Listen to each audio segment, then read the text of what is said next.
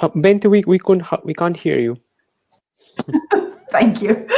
Welcome again to the next session in the NextGEOSS Summit. We are going to address the interest of data users and how they can access and discover data. With me today, I have a panel of experts on these topics, and they will be introduced to you as we progress in the program. Marie-Françoise Vadreau will explain you more details about the program itself, but I would like to encourage you first now to use the chat box. We would love to know where you come from. Give us a sign of life and familiarize yourself with the way that you can ask questions and comment during the webinar. We will have the possibility to answer some of your questions in between each of the presentations, but of course we will have the opportunity to discuss with you in the panel discussion. If you want to enter the room together with us in the speaking room here, you will have to raise your hand, and you will see the option of doing that on the same row as you have the chat. If you raise your hand, and if we are going to let you in, there are certain requirements. You need to have a good internet connection. You need to have a Chrome browser.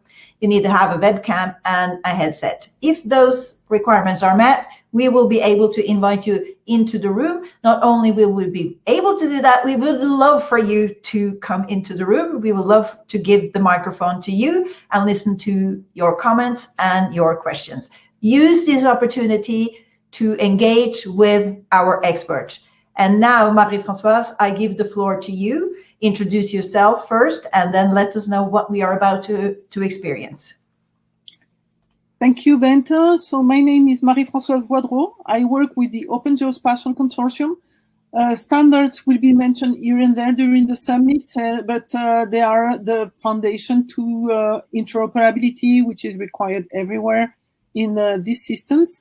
And before that, I work with the French Weather Service on information systems for meteorology. But of course, here we will talk about much more domains, because as you will see, we have pilots addressing many domains. So I will share my screen. First, I will switch off my camera, share my screen, and go to the presentation. So, as we have mentioned before several times, NextGEOSS has a user-centric philosophy, which is really super important. It's not just a buzzword. It's really a mindset that we have developed during the whole project. And so this agenda will be user-centric. So today is the day where we will focus on discovering and accessing the data for data users. So I hope you are data users or you are interested about using, discovering, and accessing data. Tomorrow will be for the data providers, so making your data and observation visible via NextGEOSS, but also to a broader community, and we will talk about that in detail. Then if you look for scalability and to deploy your application in the cloud technologies are not just magic. You need some expertise and some support to integrate and prepare your application to be deployed. This is what we will talk about on Wednesday. On Friday, because NextGEOSS is a major contribution to EuroGeo and to Geo and GEOS, we will emphasize how we serve this community via a pipeline of 2 levels of support, the pilots supporting the communities and the technical partners from NextGEOSS supporting the pilot's developer. And this has been how we have co-designed the services and all the developments from NextGEOSS. And on Friday, we will talk about, again, the results and the future of NextGEOSS, and how, after the project, all these efforts will continue in different shapes and different threads of activities. So we will tell you stories. Each session will highlight results, return on experience on the uses. We will have some discussions and interactive activities, polls, and so on. And we will talk about the potential extensions and the NextGEOSS offer. Because each session is focused on a profile of users, we will mix results, discussion about the pilot, but also the services and all the different types of deliverable in each session, but always focusing on the user. So today, as said before, is the day for the data users, and I hope you're interested in Earth observation data. This is the place you have to be in. So the agenda will be for this afternoon, as I said before, we will present results, return on experience, Data Hub evolution plans with Koushik and the discussion. Each time slot of the agenda is about 1 hour and a half. So altogether over the week, it will be the equivalent of 15 to 16 hours. So the equivalent of 2 days summit, but that we have split over the week to make it more easy to follow and to participate, because we know that the mailbox keep on growing while you attend some webinars. So please use the chat room for introducing your questions to the panels. We decided to simplify and avoid using too many tools. And if you want to speak and come join us into the room, just raise your hand, and we have some people helping in the background that will identify the questions, identify that you want to talk, and we will, under that, we will be able to invite you. So after the sessions in the afternoon, every day, we will invite you, if you want to follow up the discussions in a more informal environment, we will invite you to an Hermit session. Hermit is a tool that allows you to discuss around virtual tables. So please create an account on www.hermit.com. And before the end of the session, we will send you a link where you will be able to follow us if you want to discuss more. We have these sessions of 90 minutes every day, morning and afternoon. You have to save your seats before the start of each time slot. So if you are here, you have done it today, but you have to do it tomorrow in the morning, tomorrow in the afternoon, and for each session. You just have to follow the instructions which have been sent by email, or the detailed instructions in the PDF in the chat that Bente is posting, or also these instructions are available on nextgeoss.eu. Create an account and you're ready to go.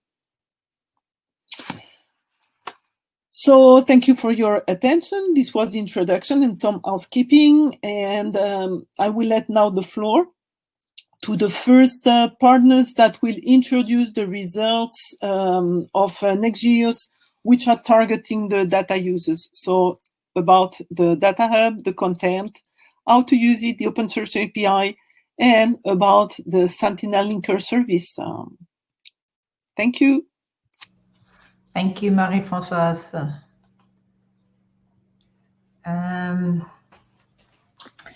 Let me see, like this. You see the whole panel here of speakers. So we are about to do a set of quick changes, right? First we will have Koushik Panda, then Jovanka, Gulicoska, and then Koushik Panda again. But before you start that, let's hear a little bit about your background, who you are. All right. Hello, everyone. My name is Koushik. I'm working at Deimos in the engineering. We are a company based in Portugal, Lisbon. In fact, I'm part of NextGEOSS as a member of the project coordination team, very much involved with the evolution and the development of the Data Hub. And my background is in software engineering and also business and economics, so I play the role of both business and technology at the same time. So today, I think you will get to know about the Data Hub, how we can benefit from the Data Hub as a user of data, how we can access the Data Hub, how we can use, download, navigate through the catalog, and also some APIs, some real-time examples as well. Yeah, so I think I would probably start, Bente. Is that okay? Yes. Okay. All right. So I hope you're able to see my screen. And you turn off your camera as well? Yes. So, yes. Thank you. So NextGEOSS Data Hub, it's I mean, the name as suggests, it's a hub, it's a data catalog. We are storing the metadata of different Earth observation data. So it's not actually a data storage, but rather an access point to different repositories. The Data Hub is currently powered by an open source solution called CCAN. As most of you are quite familiar with that, it's one of the world's leading open source data platform. And we are leveraging on the technology that has been developed in CCAN. Right now, the Data Hub is operating in a multi-cluster cloud, which is provided by our partner SESNet, who is a member of EJ Cloud Federation. So Data Hub is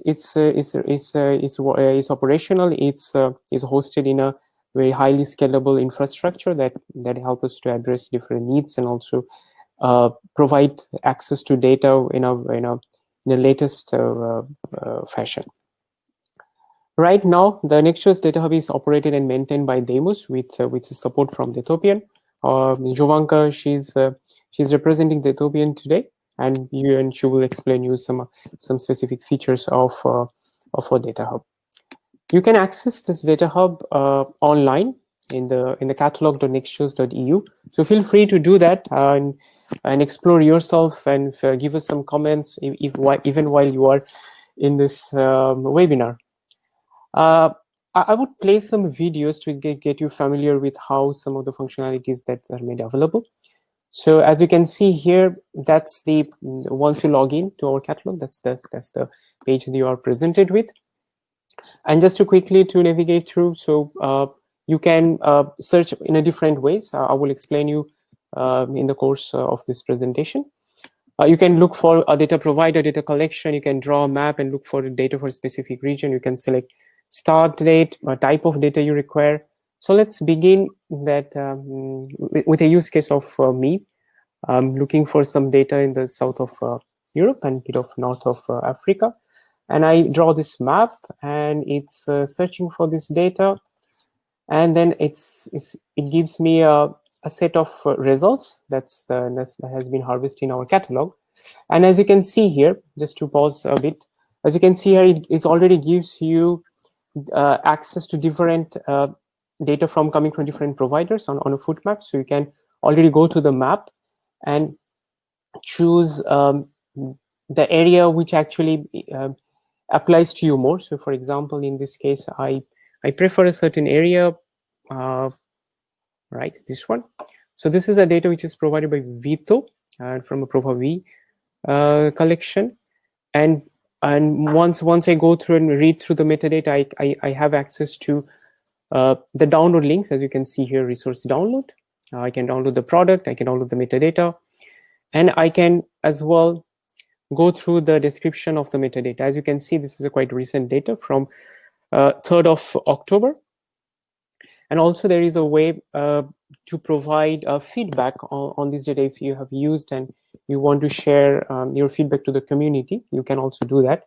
And we have some sessions, I think, later tomorrow, where you learn more about how this user feedback tool is implemented, how it can be very useful for you.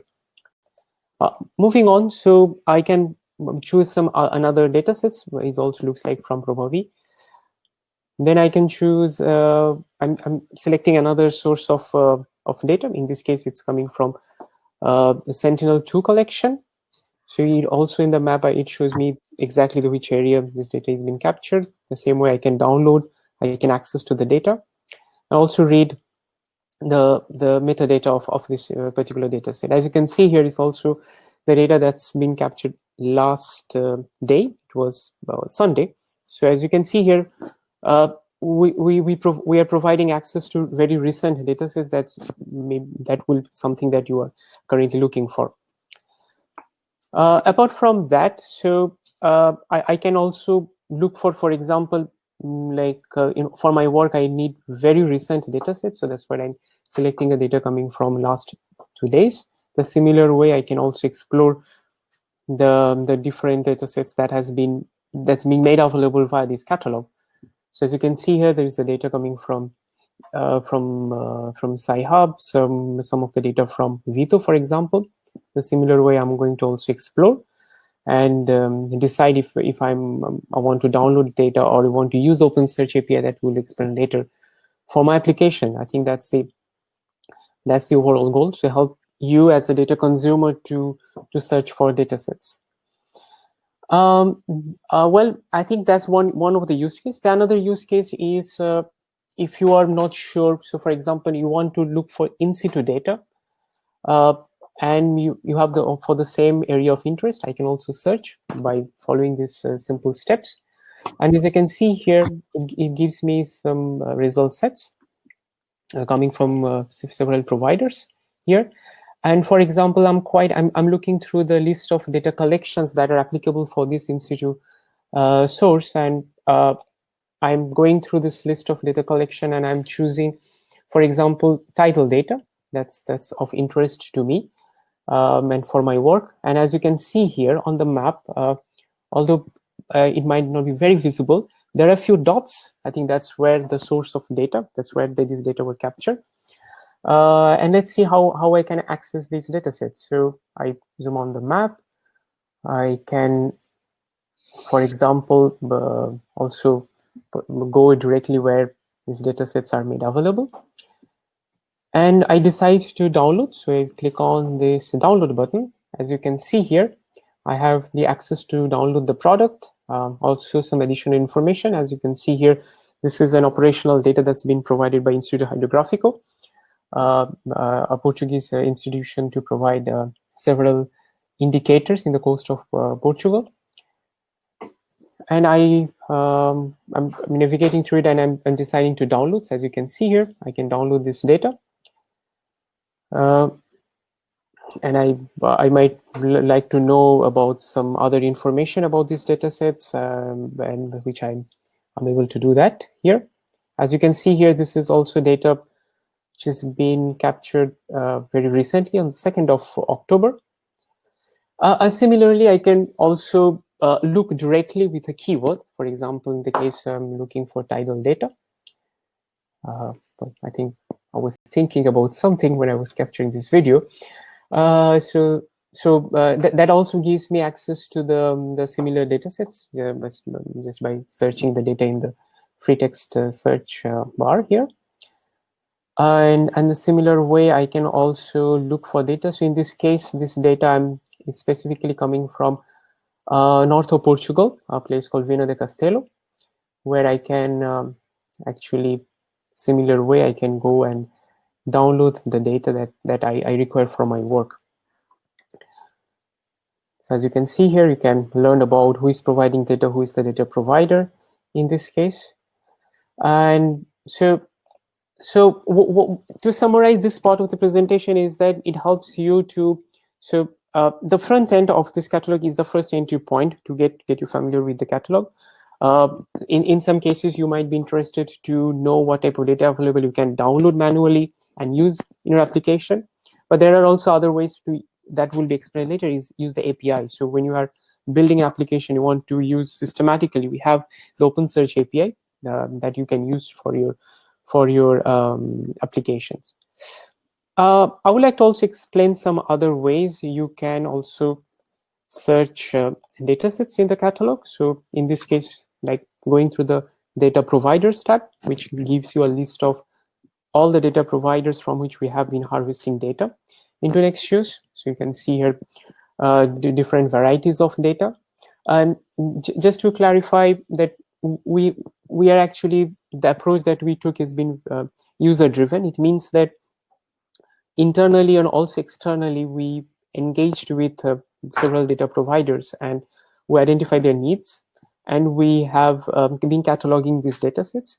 So when we started the project, our first requirement was to fulfill the needs of our pilot applications and what type of data they require, and that's how we started. And later, our offering of data cataloging has been expanded, and we are actually inviting other data providers internationally and also Europe-wide to catalog their data for a wider visibility.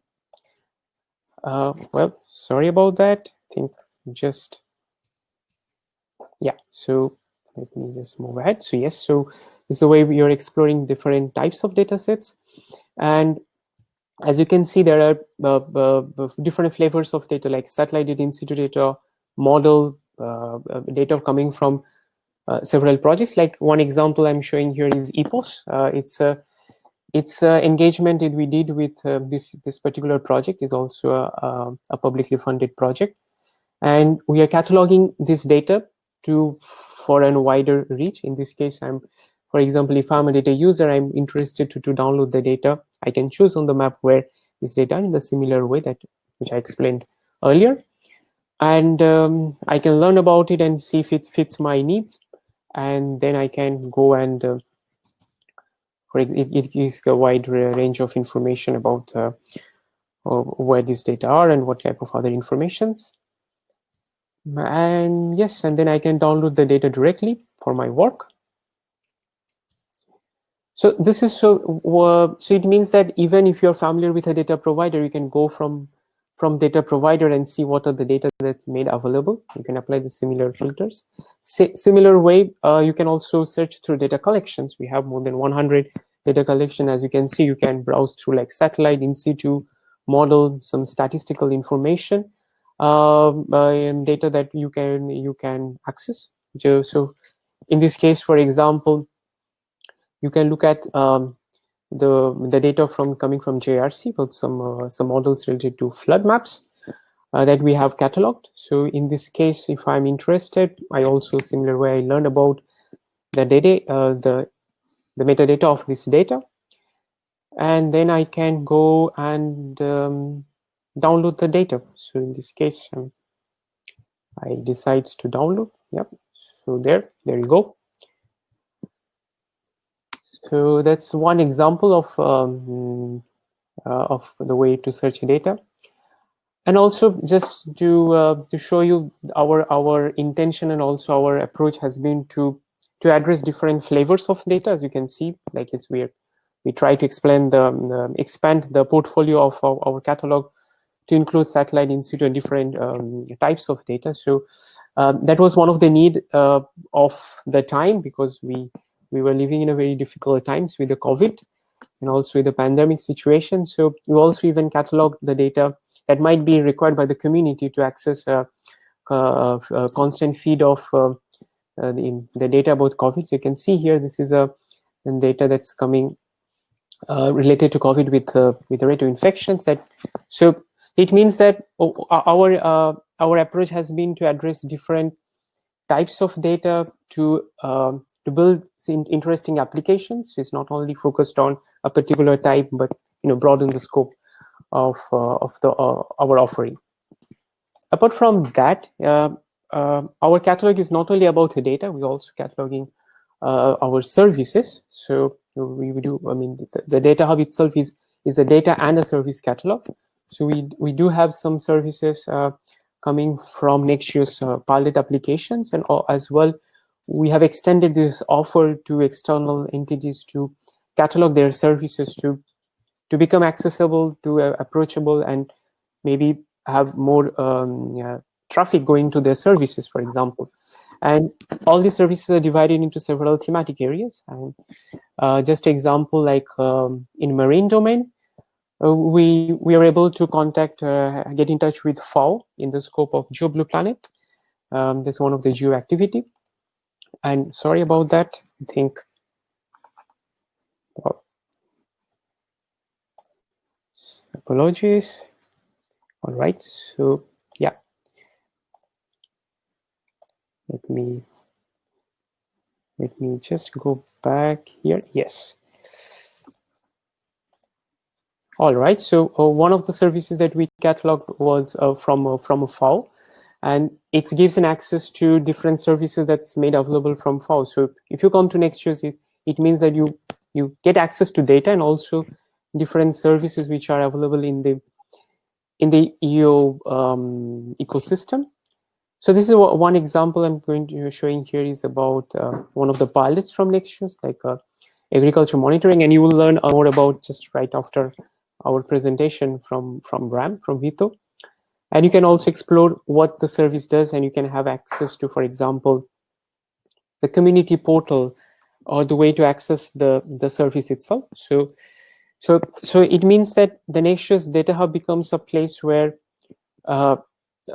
it fulfills several needs from you. So, for example, if you're looking for data or looking for applications, so it gives you that that flexibility.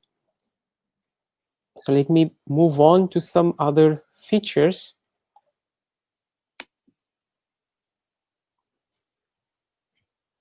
All right, I think I missed one. Nope. So this is all right. Yeah. So apart from that, the idea behind this catalog is to support you, and I mean you as a data consumer to be the center of all this activity. So we do have a service desk. It means that if you are, for example, if you're looking for certain data sets and you're unable to find that, you can definitely raise a request. Your journey doesn't end there. We do have a process. So we request you to raise a request, and someone from the operations team will pick up this request and investigate and interact with you to understand what your needs are, and then we can make that data available for you. So this is what I'm doing here. I'm logging into the service desk just to show you. So you see here an option called data request. You can make a data request, and someone from our from the NextGEOSS team will get in touch with you to help you to catalog your data. And also, not only that, you can always welcome to provide a feedback on our catalog. You can, in fact, request for a new feature. So, for example, I want a certain feature to be implemented that will help my work. So, for example, I can raise this form like, I want this feature X, and submit. And similar ways, we will receive this request and we'll get in touch with you once that feature is made available for you. And with that, I do like to share some new feature that we're going to bring very soon. Is that the motto or the philosophy behind our catalog is to make sure that a user who is coming to our catalog gets an access to data. It means that we are not probably have able to catalog all the data sets that possible. So that's the cases. So how we can improve the user experience. So that's the work we are doing with GEOSS, and that's the collaboration we have. And soon you will see this small option called Search in GEOSS. This is not yet available in production. We're just finalizing this aspect. So it means that while you are in our NextGEOSS catalog, you can trigger search to GEOSS portal without leaving this front end, and you can search for data sets directly from GEOSS. So it means that if you are looking for a data, it means that we are trying to give you all the tools that are necessary so that your needs are actually are fulfilled. So that has been our goal, and this is the work or commitment that we have in NextGEOSS. So similar way you can look for data and download data that you require.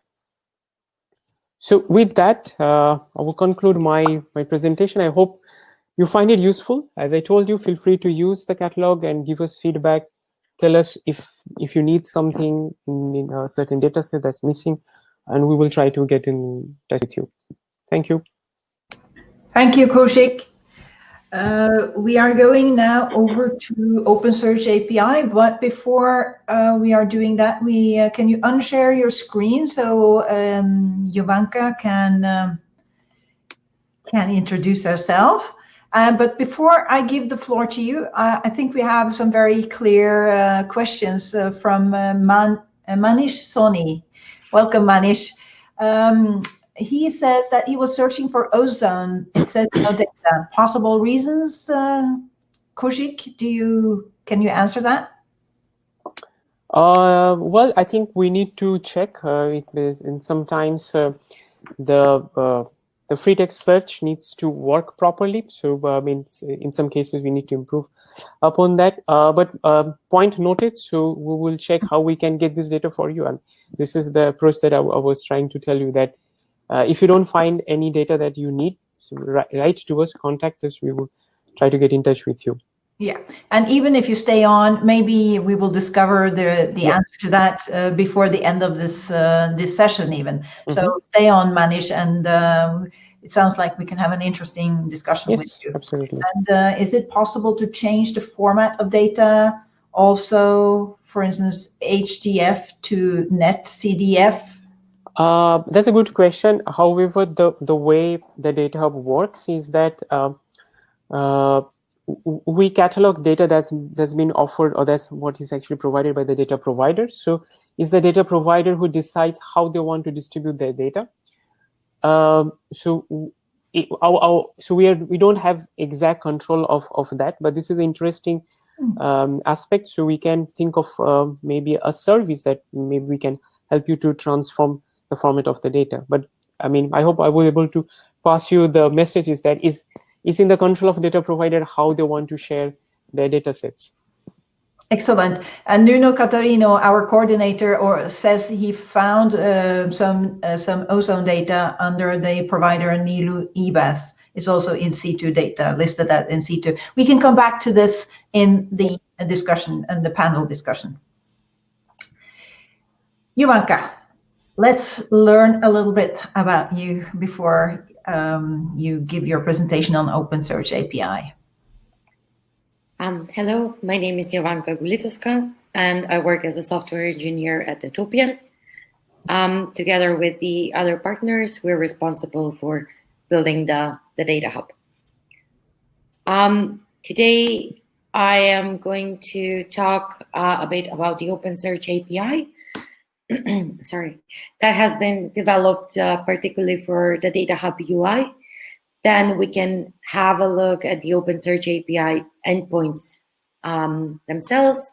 We can take a look a bit about the compliance, and at the end, we will look at some examples about how you can play around with the OpenSearch API, and as well as get our own OpenSearch API response from the Data Hub UI.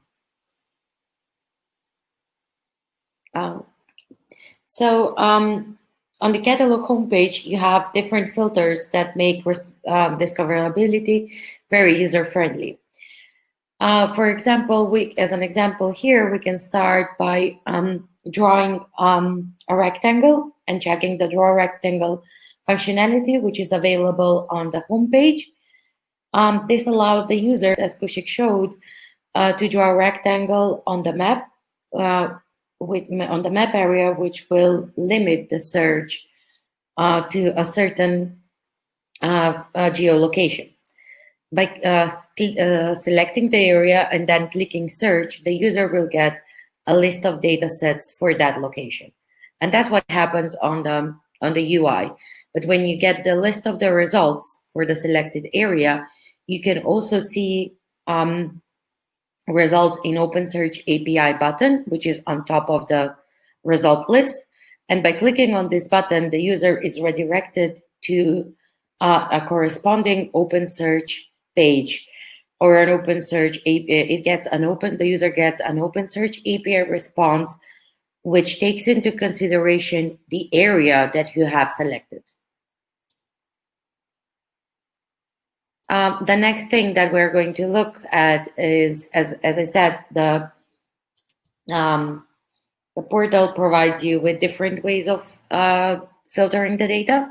So in this case, we're going to take a look at how we're going to filter the data by selecting certain collection. The select collection dropdown has a full list of all the collections that we have on the portal, and by selecting one of them and clicking on search, the user also gets a list of the data set which correspond to or belong to a certain collection, to the selected collection. At the top of the page, you can also see again the results in OpenSearch API button, and by clicking on it, the user is again redirected to the OpenSearch API, to the OpenSearch page, having into consideration the collection that has been selected.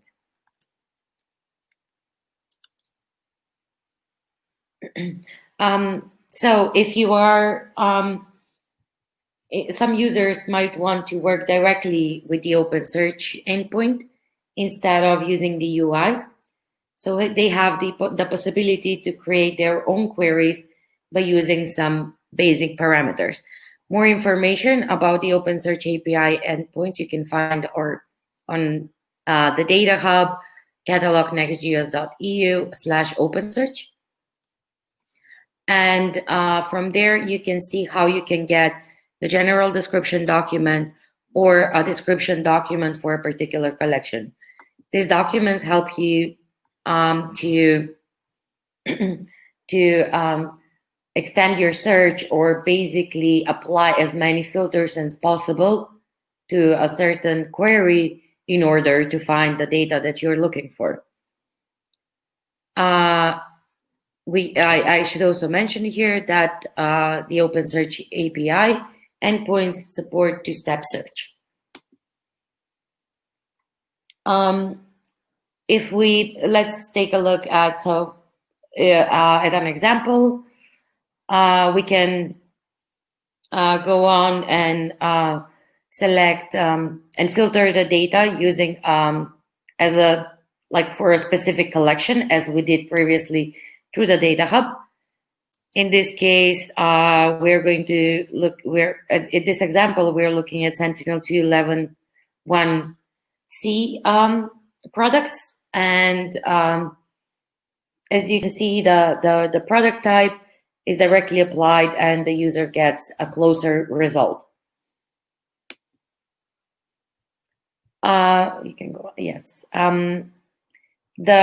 As I said previously, like the description documents provide you with more information about the filters that you can apply for a certain collection. Different collections have different parameters that you can use to filter the data. In this case, we're using we're adding, except for filtering the data to a collection, we're also applying an additional filter for SWOT.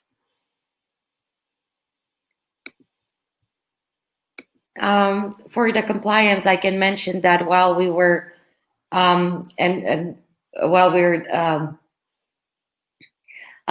making the OpenSearch extension for the portal, we are relying on the NASA validation tool in order to evaluate its current implementation against number of specifications, then the OGC compliance test tools, and the correct implementation of OpenSearch following the standards and compliance tests allows us to easily integrate with other systems. As Koushik showed, one example is which is not yet deployed, is like getting data from the GEOSS portal. They also have an implementation. They have also integrated the NextGEOSS Data Hub into their system through the OpenSearch API, and you can retrieve NextGEOSS data through there as well. And as you can go to the next slide. So now there is a short video where you can see all the functionality that I have went through. Selecting, for example, selecting a collection. Then clicking search, the user gets the list of the results, and it's redirected to an OpenSearch page where we can see that we get the same amount of data.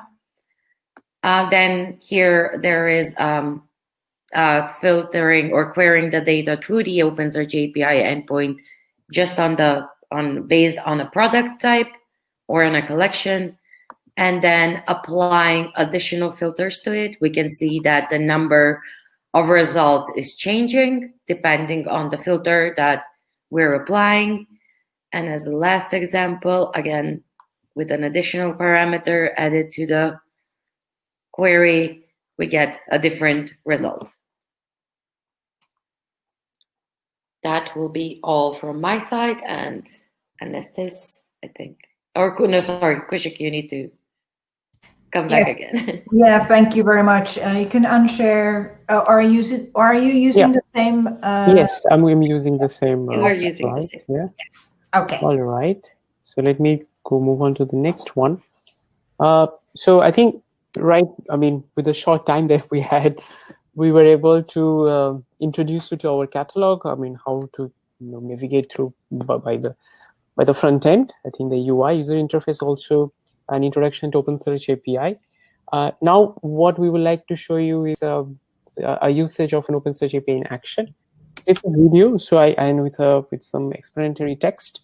So have a look, and if you have any questions, feel free to inquire.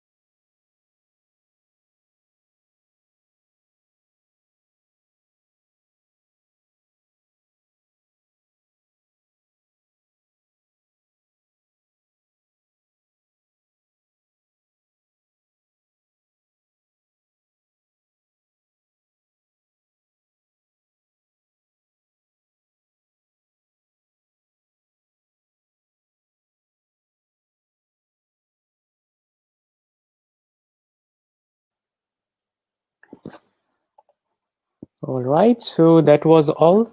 Well, let me just to tell you that this video was prepared by our partner, Teradue, Hervé in particular.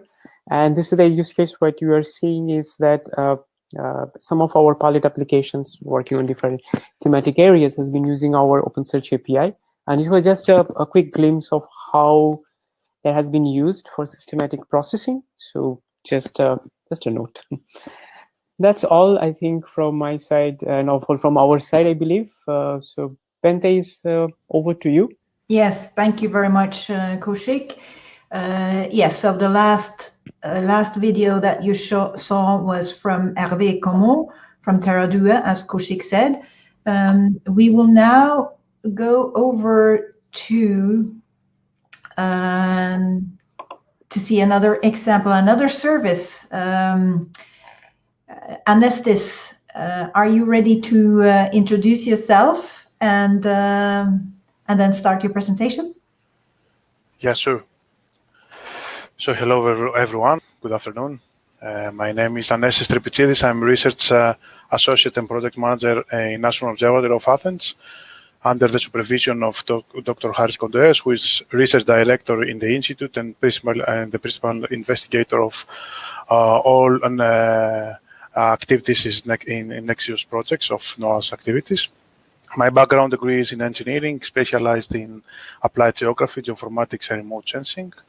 For the NextGEOSS project, I'm the day-to-day manager for our institute's responsibilities, which are mainly focused on the accessing to the family of Sentinel data and the pilot activities.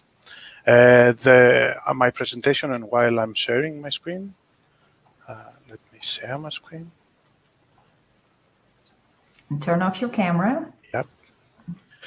So the presentation is focusing on a service developed from our institute and has to mainly provide access to Sentinel data from different federated data hubs. So what it's all about, as I said, the Sentinel linker service came as a solution in response to the fragmented ecosystem of Sentinel data access points. So the first issue that this service is responding to is the different access points, namely through the core hubs that you can see listed on the left-hand side, and almost 23 national collaborative ground segments like the Hellenic Mirror site, the CODE, which is coming from Germany, the Finland data ground segment, and also the PEPS. So the second, sorry about that. So the first issue that this service is responding to is about this. The second issue that exists is the different data offers of each hub. So namely the availability of different missions and different products per sensor. So for instance, there are more than 20 different satellite products for Sentinel 5B. The second one is the geographic coverage within which Sentinel products are available. For example, the Greek collaborative ground segment provides data for a specific region in the southeastern Europe, Middle East, and North Africa. Also, there is a limit on concurrent downloads. Also, there is a data rolling policy. This means that even Sci-Hub nowadays has adopted a rolling policy for the different data products, implementing the online and offline products, and also serving different users. For instance, the international hub is only provided Sentinel data to specific stakeholders like NASA, NOAA, and USGS. The third issue, and the most important, is the different performances that all data hubs are having. So based on NOAA's experience on operating three important nodes of European Space Agency, namely Copernicus International Data Hub, Collaborative Data Hub, and DS Data Hub, and also the Hellenic Mirror site, we have experienced considerable performance fluctuations. So these fluctuations are actually, and performance issues include the download speed, integrity, number of published products, response times of the data hubs, and availability as long as product latency. So we strongly believe that even for the same hub, there might be intraday and intra-product variability in terms of the above-mentioned key performance indicators. So the solution developed can be made available freely and will have the role to enhance NextGEOSS data hubs offerings and therefore provide to users and pilots with access to the actual data. And this means no broken links to downloaded products. On the left-hand side here, you can see the architecture that we have developed. As it is illustrated, NextGEOSS Data Hub is on the middle between NextGEOSS users and pilots, and Sentinel linker service synchronizes with other data hubs. And on the right-hand side here, you can see the enhancements of the data-based provided from the Data Hub software instance named DHAS. These enhancements are mainly to rank the data hubs in case they are providing the very same products. More details about that will be provided in my next slide. So the details of the Sentinel linker service are provided in this slide. The implementation of the broker mechanism within ESA's Data Hub software works by overriding the standard product synchronization and eviction routines. The service, every couple of minutes, it synchronizes the latest products metadata as well as the newly evicted products from the Anestis Data Hub services, and updates its product's availability. And then every 8 hours, a new key performance indicator is produced for each data hub using the performance metrics, response times, availability, and the others are presented in my previous slide, which are stored during each synchronization round. Another strong point is that the product's catalog, as well as their availability, can be accessed using the well-known OpenSearch API that Data Hub software already uses. And lastly, the product's availability list appears sorted using the performance metric described above. So currently, the service synchronizes with 7 hubs that are listed on the left-hand side of the presentation. Here you can see a list of 7 data hubs. Inevitably, the solution is not perfect. Therefore, it has some strong points and some weaknesses.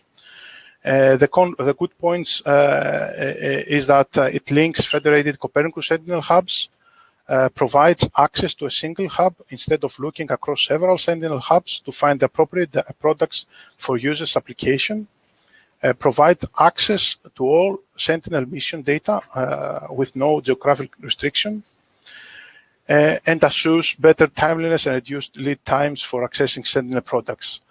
And this last point is a strong point for applications that need to have near real-time access to newly derived products.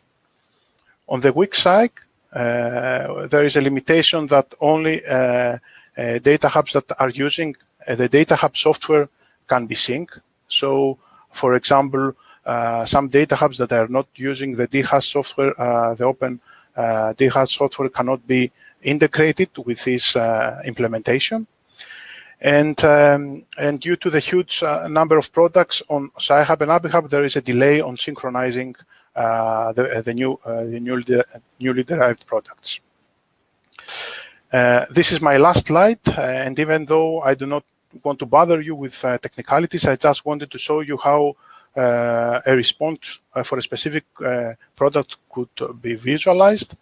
Therefore, let's suppose that we want to search for a specific product using API, as you can see here. Here is the you can see the actual OpenSearch query and also the response.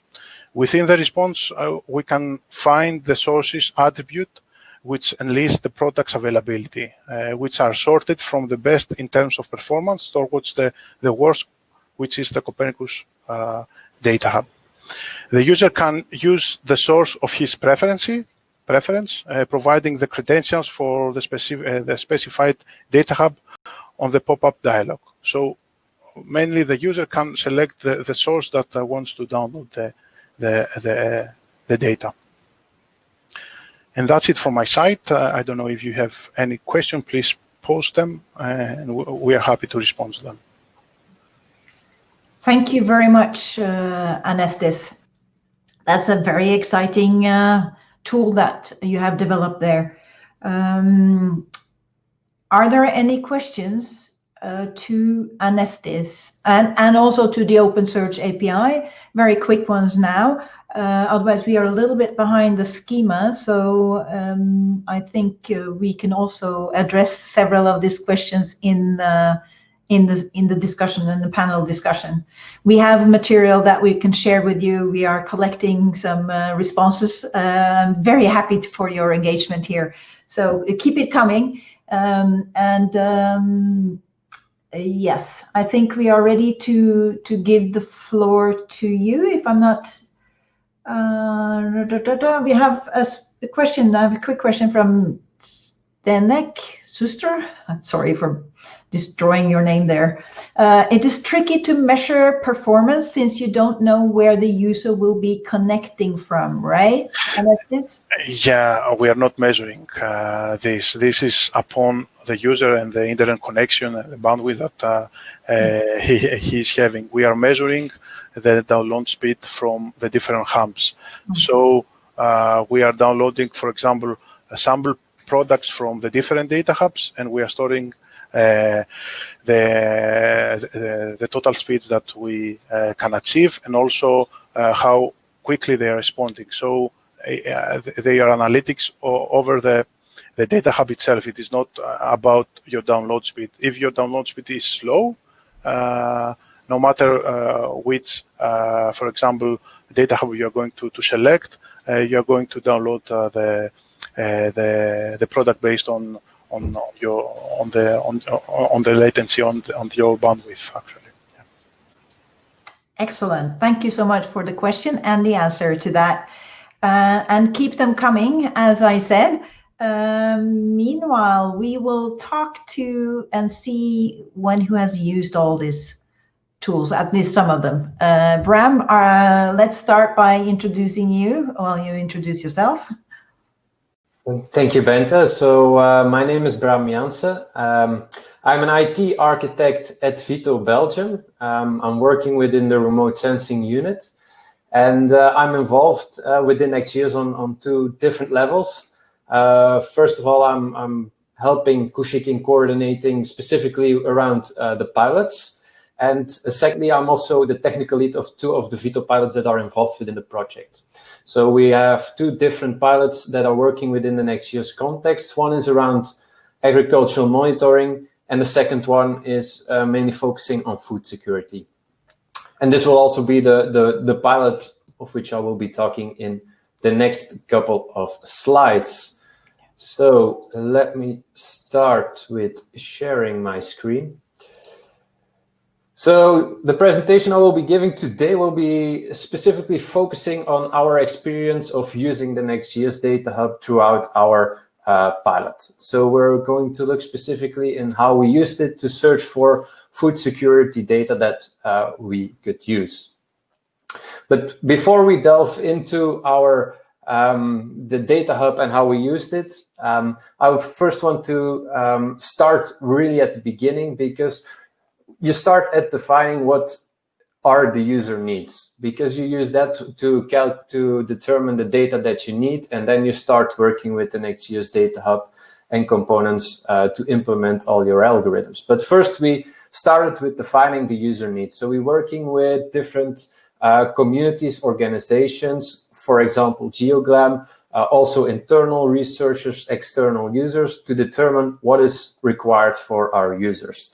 So, and one of the things that we're working on is our crop calendars. So what we try to do is to make a sort of timeline of phenomena that are happening on the field during a growing season.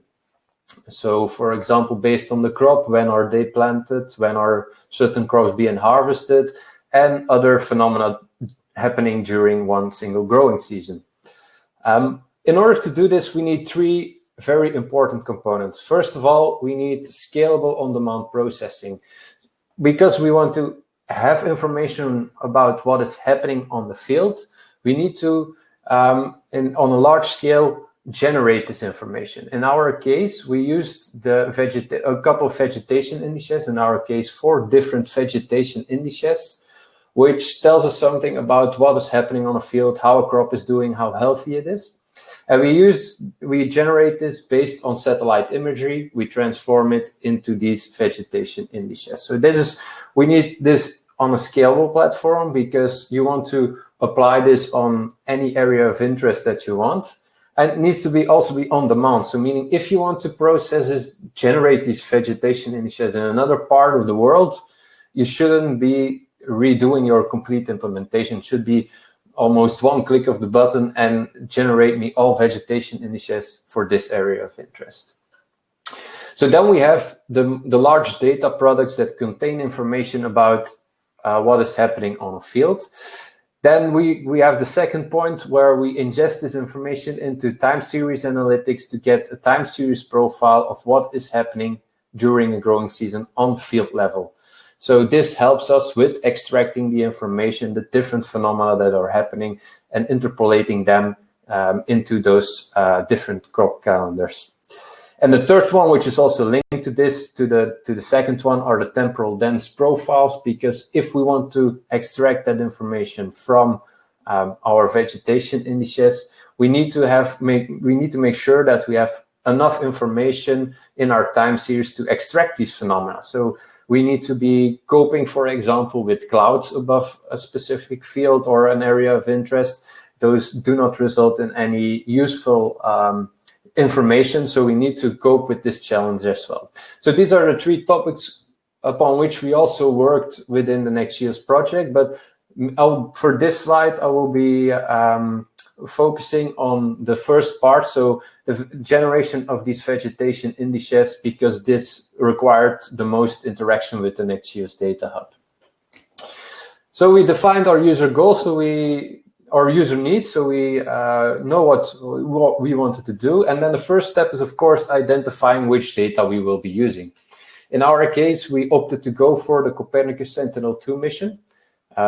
There are a couple of reasons for this. It's an important asset for crop monitoring. The information and the bands, the data that is in the Sentinel-2 mission provides us with enough information to extract these vegetation indices from it. Furthermore, because of its resolution, we can provide this crop-based information really on field level, which makes it very interesting for different kinds of end users, for farmers, for industries, or even for policymakers over a complete region or a country as well. And of course, the information that is available within the Sentinel-2 data sets or tiles allows us to even extend our workflow even more. So there are many possible applications that we can do with the information that is included in the Sentinel-2 tiles.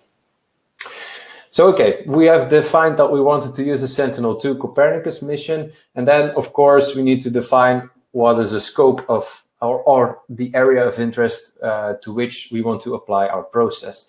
In our case, we wanted to do this for Belgium, but prove also that it's scalable, that we can apply this in another country as well. So we opted to go for Mali as well. So that means that in order to complete our vegetation indices, we need Sentinel-2 images of Belgium and of Mali as well. So 2 completely different countries in different continents as well. We need the Sentinel-2 data in order to generate these vegetation indices. So we have defined then everything so we can get started. But then, of course, you come to the conclusion or the challenges. You face certain challenges like, okay, we are interested in Sentinel-2 providers, but there are many kinds of Sentinel-2 providers, which Anestis also showed in this previous presentation as well. Which one do I choose? Each of them maybe has a different access mechanism or authentication mechanism, and you have to cope with this. Do they have the information that I want over the time scale that I wanted? And also, if they have the data, how can I use this data there and download the data in an efficient way to make sure that I can use this and process within my workflow that I'm running to generate these vegetation indices. So these are 2 of the main challenges that we faced when we try to expand the vegetation indices process to, for example, another country as Mali as well. And this is where the NextGEOSS Data Hub comes in and helps us with this. So first of all, like the previous presentations already showed you, you can use the NextGEOSS catalog search, which allows a very user-friendly and intuitive way to search for the data sets that are available on the NextGEOSS Data Hub. And the results are cross-providers. So if you are certain, in our case, we wanted to use Sentinel-2 data, we used the NextGEOSS catalog search to look for the data sets that are available in the NextGEOSS catalog, both for Belgium and for Mali, and we found a lot of results there. So, but that's when you're working with data, or you know which sensor or which satellite you will be using for your workflow. Another way that is very interesting to search for the data sets is through the thematic areas as well. So if you're already working within food security context and you want to discover, okay, which are data sets that could be relevant to me, you can use these thematic areas to get an overview of the different pilots that are involved in this thematic area, the external services that could be interesting for you, but also the data collections. So like you see here, you already have the Sentinel-2 providers listed here. And you can click one of these providers or data collections, and it will automatically fill in the different query parameters in the catalog search for you.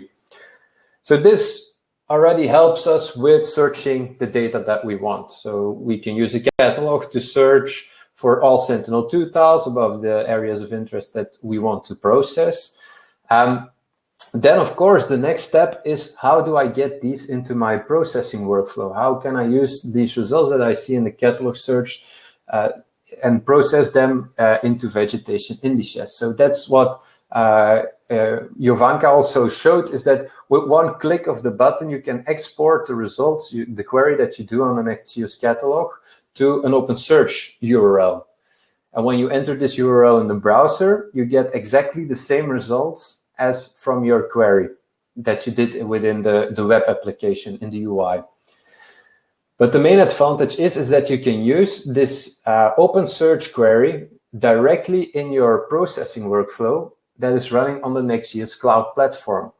So you can just give this OpenSearch URL as an input to your processing workflow, and it will automatically start processing all the results that it returns. So it's very easy to transfer the products that you are looking for on the NextGEOSS catalog that you found there into your processing workflow, which is running in this case on the NextGEOSS platform as well. So this is, in short, an overview of how we use the NextGEOSS Data Hub within our pilot to find data related to food security using the NextGEOSS Data Hub.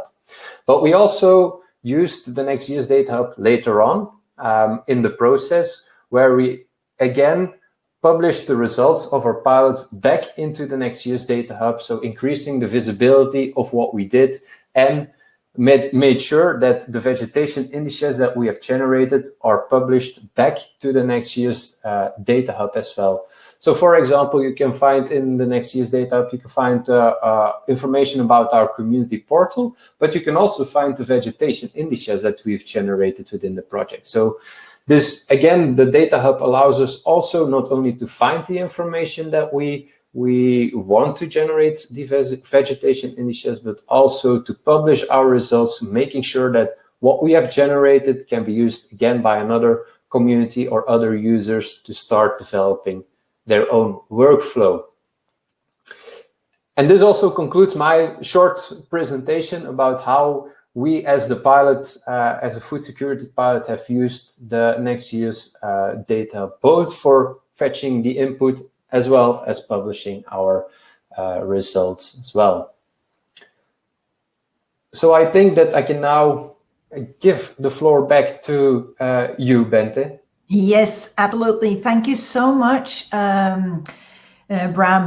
So now we are a little bit behind, so there will be possibility to ask questions to Bram in the panel discussion. You can learn more about his experience. So we learn about the catalog itself. We have looked at the OpenSearch API and given a couple of examples on how to use this. Koushik, you can very quickly summarize the offer on the data catalog and the Data Hub, right? Before we start, and then we take all the questions. I thank you so much for the questions.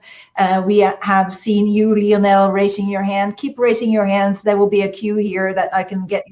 We will have like 20 minutes to discuss if you are quick, Koushik. Let's hear a summarize of our very nice offer. Indeed. Thank you. So thank you for listening to our offering. So, I mean, you already have an idea of what NextGEOSS Data Hub is and what's going to be. I think one of the questions that may be bothering you, like what happens after the project. So we can assure you that the Data Hub will remain operational beyond the project lifetime. I mean, we will know throughout the summit that we are launching. We have already launched a community activity in Geo. You can be part of that. You can keep using the Data Hub. That will remain. The data discovery will always remain free and open for all of you. And also, you're benefiting from OGC compliant interoperable open standards. That's the benefit you are bringing. And as I think reiterating again is that we have a portfolio of variety of data, and that's what we are aiming to do. We do have a backlog of interested data providers that we are keep reaching out to them and keep harvesting them. And also our connection and collaboration of GEOSS portal that brings a lot of strong resilience in the way that you can search data. So if you are a data consumer, you are benefiting from a scalability and resilience, and that's the way the Data Hub is designed. We have a cloud-hosted distributed setup, so it means that we ensure continuity of service in case of some failure. So that's what we're doing. A reliability, because our data harvesters are operational, it's running continuously. It means you get access to data which are quite latest, and you'll learn a lot about it tomorrow. We will have a dedicated session how we are cataloging, the way we catalog data. We do have data linker service. That's what we present, and also the way you can search as well, via GEOSS while you are in NextGEOSS. That's also something that it's a value addition for you. And also you will learn about, I think, the way you can systematically feed your data from any cloud platform using our OpenSearch API, and in fact, and also the online user interface that you can browse through and manually download and explore data sets. But more importantly is the data which is focused on you. It means that we want you to tell us what you need. I think that's the focus we always have been, user focused. So you can share your feedback of using datasets using geospatial user feedback. You will also learn a lot about it tomorrow. You can make a request of data that you need, as I told you, for a service desk, and request for new features. So that's our service. It's for you. It's for you to explore. So let us know how we can improve your work, your activity, and so that we can build and enhance your community. So that's all from my side, Bente. Yeah, thank you, Koushik. And of course, all of these slides and this information will be made available to you on the website, on the NextGEOSS website. If you go to the event page, we will make the description of the content clickable, where you actually get the slides, if there are slides, and we will also include, eventually, when we have done some editing, the video recordings there. But if you're here already, you have registered, so you will get the recording of this webinar already this afternoon or evening directly in your inbox. With that, I think we are ready to embark on the panel discussion. It will be very easy to organize this panel because it's already here.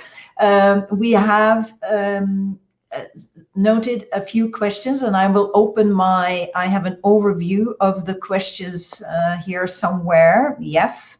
So we have answered some of the questions. I will not repeat that. On the ozone layer in India, you got your answer to that, Manish.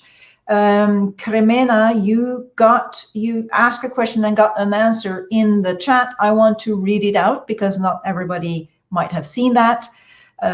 How do you handle time series? Kremena is asking.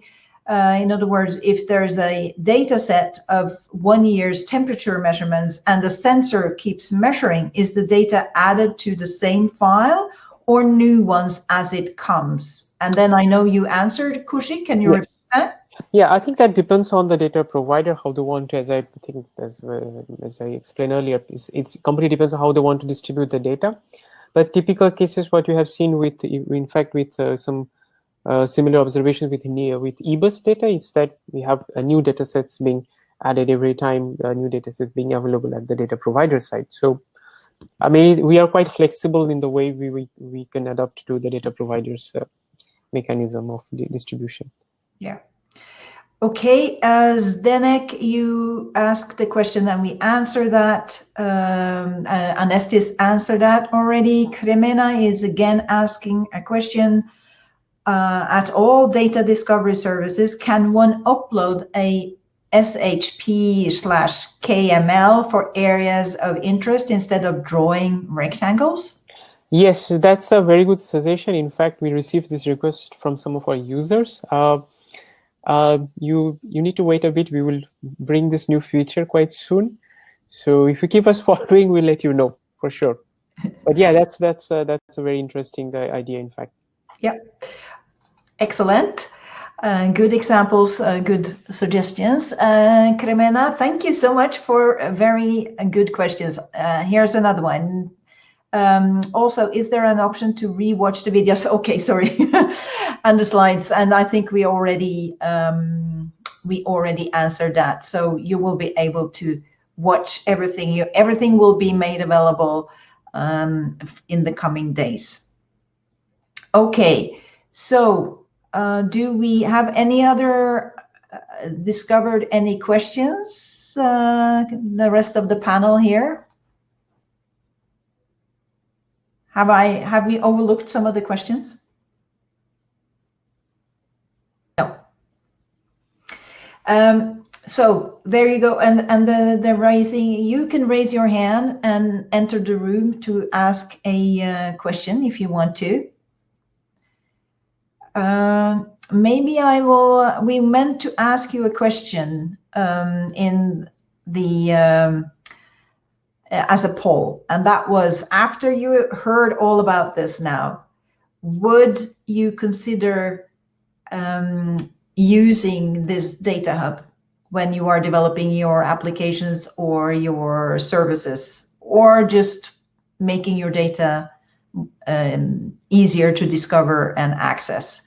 You can give me a yes, no, maybe in the chat, so we can see. We do this way of polling you. Let us know what you think. Is this service that we are offering interesting to you? Let us know. Yes, let me see. I don't know. While you are contemplating your answer, maybe I can ask you, Bram. So you actually used the data catalog in several ways. Yeah. But we have also had several other pilots in completely different fields. Did you exchange any experiences with the others, and learn from that, or did you work in sort of a silo? There is definitely some sharing of the knowledge between the pilots. So both for getting the input from the NextGEOSS Data Hub. Well, when it's mostly about the type of data, it's mostly working within the pilot themselves, because we are mainly working on completely different areas. So sometimes the data sets are completely different, but at least the integration that we do with the NextGEOSS Data Hub, coming, for example, our workflows running on using the NextGEOSS Data Hub, and also publishing our results back into the NextGEOSS Data Hub, is something that we really discuss or share our knowledge between all the pilots there. We try to make sure that we get everyone's experiences there, and make sure that everyone is up to date with that as well. Yes, indeed. So I think this is one of the issues that that we collectively in Europe, but specifically the European Commission, has brought up, that it's very hard to find all the results from all of these funded projects. And this NextGEOSS, our NextGEOSS catalog, enables actually cataloging back the results and make that easy available for everybody afterwards. But also, if you want to build on your current project to develop further in your next project, having this storage here in NextGEOSS is very helpful, right? Yeah, exactly. I think that's really a strong point that you have, as well as you have a complete solution. Meaning that you can find the data that you want there. It's cross multiple providers, so you can search multiple sources at once, but you can also publish your own results there as well, like you say, for other people to start working with the data. And it's very good advantage of using the NextGEOSS Data Hub there. Yeah.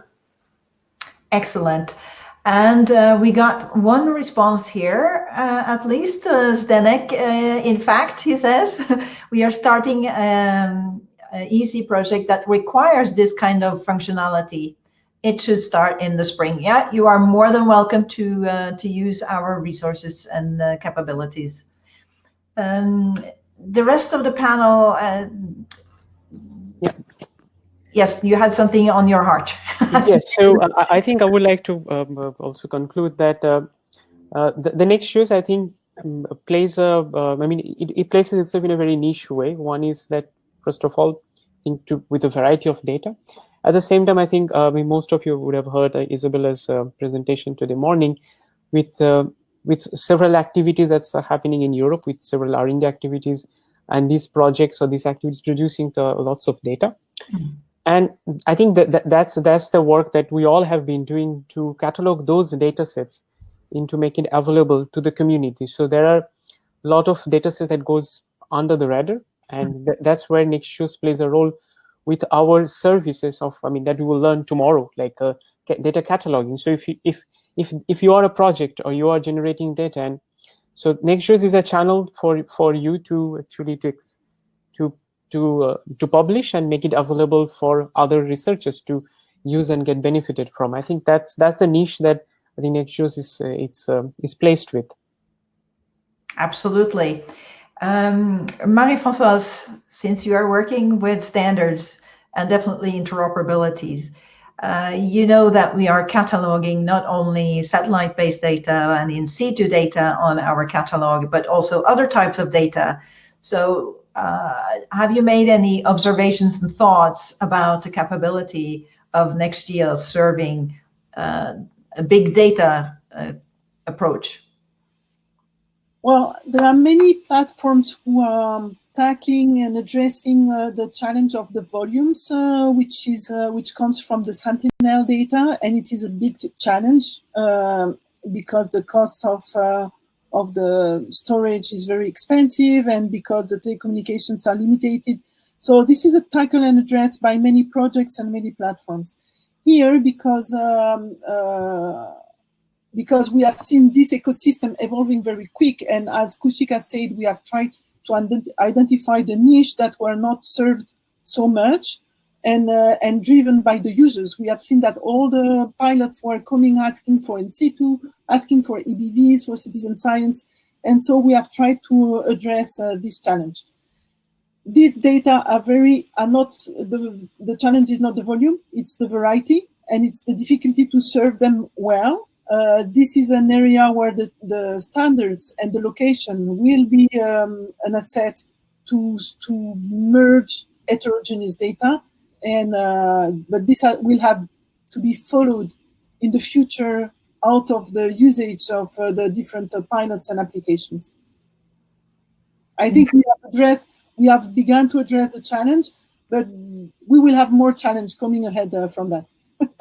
Yes, and the world doesn't stand still, as we say. I mean, it's we have really seen this demonstrated in the project period of NextGEOSS. Things are moving really fast, so we need to be agile and follow what's happening. Anestis, you have, it sounds to me, created a very powerful tool if you want to develop a service or an applications that needs a lot of uptime for your data. Do you have any examples of how you are planning or are already using this service?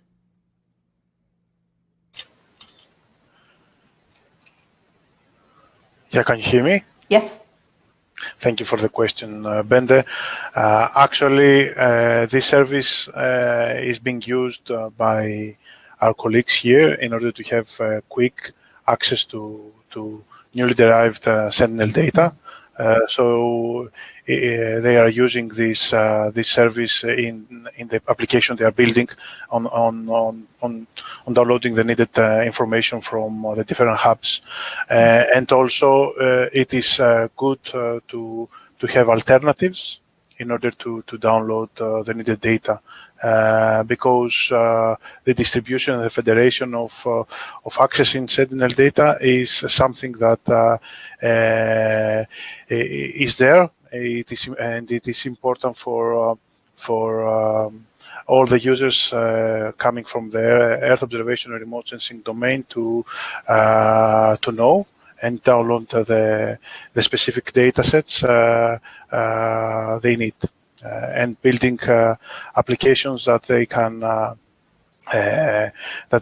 leverage on accessing near real-time data from the Copernicus program. Absolutely. And by the way, we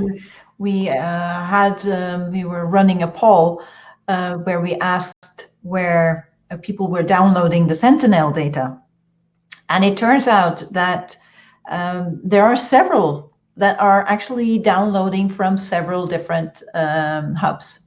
So I thought that was interesting. It's not only either API hub or Sci-Hub or the collaborative Bram segment or any other. It's a combination of several. So I think that underlines that it's good to have this linker service that could be really useful for them. Yeah, it is going to enhance what it will be the offerings of the final offerings of the data hub itself. Mm-hmm. So it is an asset on NextGEOSS, and after NextGEOSS project ends. Absolutely. Keep asking questions. I don't see any more here. Yes, I got a reminder here from Nuno. Of course, we will have, you will have, together with us, an opportunity to have a discussion in a more, well, maybe not intimate, as you cannot be so intimate on the internet, but we are having an informal setup of coffee tables and tea tables and my drugs, Coca-Cola Light, you can drink that as well. Immediately after this discussion, you will be able to meet Anestis, Jovanka, and I'm sure several of us will also join the air meet. We will provide the link very shortly. I will just ask Jovanka a question, because you have been developing the OpenSearch API extension on the CCAN, right? Can you give us a feeling of how how much work it will be for people to implement the OpenSearch API, if that's possible for them? Well, it depends on mostly of the data that they're collecting, and as well like the format of the metadata that they're serving.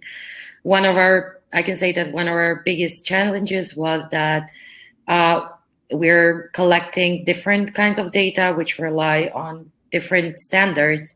So kind of like what we accomplished with this is combining and providing an appropriate OpenSearch response for each of the types of metadata that we have on the portal. So I would say that's the biggest challenge if anyone wants to develop that. To try it, yeah. But it would be very easy to find the information necessary to start implementing it directly on our data hub, data catalog. Definitely. Yes. Do you have any? I don't see any more questions. I just posted the link to the air meet that we have set up for this afternoon.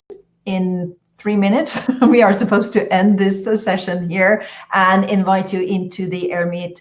Air meet is sort of it's an informal environment.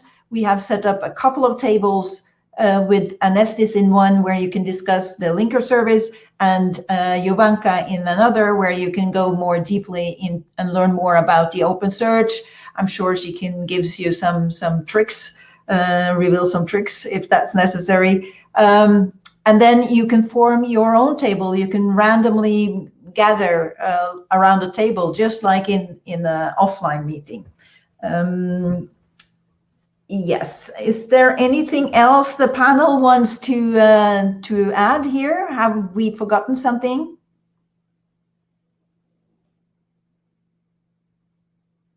You're mute, Marie-Françoise. I think we have to wrap up and give the floor to Nuno for the the wrap-up. Yeah, for the wrap-up. Yes, yes, of course. Sorry. Nuno. I think you need to invite him. He needs to raise his hand first. Okay. Nuno, raise your hand, and so we can invite you in, and then we will let somebody go here. I think, Bram, can I let you go? Sure. See ya. Thank you so much. Thank you, everyone. You can answer. If you have questions for Bram, you will be able to meet him perhaps also in the AirMeet. Will you visit there? Yes. Otherwise, ask questions in the chat. Okay, bye-bye, Bram. All right, thank you very much. Bye-bye. So we can let Nuno in. So I just allowed him in. Thank you, Marie-Françoise, for reminding of the nice wrap-up we are expecting from Nuno. Yeah, let me see if there's any more. I can stop the chat. That's not the chat, sorry. The poll. And while we are waiting for, I can give you the exact numbers of the downloading of Sentinel data. It's 0 from API Hub, 50% from Sci-Hub, none from the National Collaborative Ground Segments, none from DS, 12% from others, and 37% from several of the above. So I thought that was an interesting result of that poll. So thank you so much for participating. And Nuno is having trouble. We had Nuno in the room in the morning, so you should have the right setup, Nuno.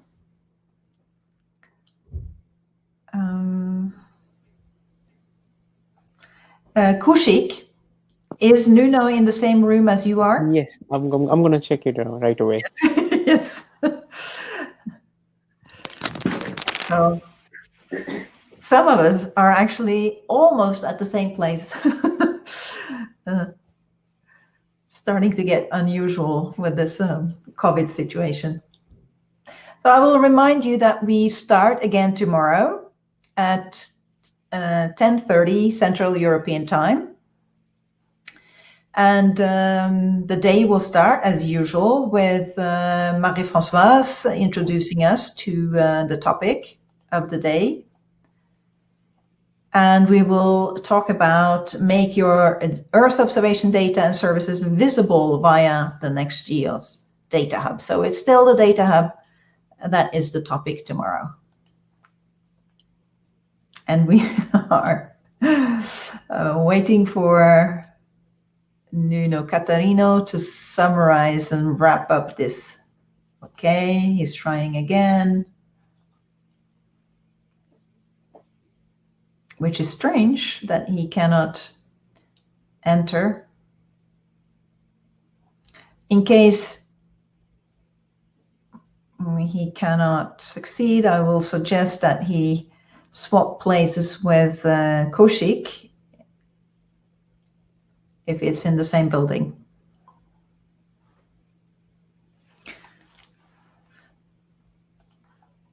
So while we are waiting for that, Marie-Françoise, do you, on the top of your head, do you remember, can you say something about what will happen tomorrow morning? Unmute. So today we have seen how to discover and access the data. Tomorrow we will see how to provide the data. Bram has emphasized how important it is to be able to publish the data. We have invited other European projects to provide us their data, all their applications, both the services, just to build these interconnections between projects via the data hub. So tomorrow will be for the data providers. We will emphasize, as we have invited today, Anestis to talk about the Sentinel linker service, which is an original service offered by the NextGEOSS Data Hub. Tomorrow we will emphasize the topic of the user feedback because we have a specific service developed all on standards by the University of Barcelona. And we will show how this user feedback support the long-term design environment to users, but also the sharing of knowledge, which is very much in the discussions right now with the geosecretariat. So sharing knowledge via the user feedback. And we got you, Nuno. Yes, I'm using Koushik's account. I couldn't log in. I mean, I'm thrown out when I try to raise my hand. So we'll do it like this. Yes. Get a different Koushik. A different Koushik. Yeah. Okay, good. So shall I do the overview of the session? Yeah, the wrap up Okay. For the day before we enter into the more informal air meet. Yes. Exactly. So basically, we saw the first introduction to NextGEOSS, where we did sort of an overview in the morning with Isabella going through all the related projects that basically we will be addressing, and we have already addressed in NextGEOSS. So the targets for NextGEOSS, which is a very was a very nice summary. Marie-Françoise did an overview of the whole NextGEOSS week. And then we went into the catalog part. I hope you are a bit more informed of what NextGEOSS is, what the catalog in particular, with the features of the catalog, and what we are doing, especially with the case of Vito that Bram presented, and the really nice case that FV showed, or the video of FV showed, of getting data from the NextGEOSS catalog and integrating directly into with the OpenSearch interface, and integrating directly into a Python Jupyter notebook. So I think this wraps up the whole catalog approach today. For tomorrow, we will be looking also still at the catalog and the data services that we have via the NextGEOSS Data Hub. The session tomorrow will start a little bit earlier, so it will be at 10:30 CET. And one thing that I believe we also missed to talk about today is that we already have a lot of material on NextGEOSS, especially on YouTube. So I invite you also to look at the NextGEOSS YouTube channel and to subscribe to it, because we do have regular content there as well. So I hope to see you all tomorrow, and now in the split sessions. So thank you very much, and see you tomorrow. Thank you. Thank you very much, Nuno. Yes. So with that, I think we are ready to move over to the air meet. You have gotten the link there in the chat. Also, again, you have also got the link directly for the first session tomorrow. Remember to register to reserve your seat in each of the sessions as soon as possible. If you cannot show up on time or at all, at least you will get the recording directly in your inbox. And you can also be prepared to be surprised by things you didn't know about, and still be able to join our sessions. With that, see you hopefully in the informal coffee table room. If not, we see you tomorrow. Thank you, and bye-bye for now.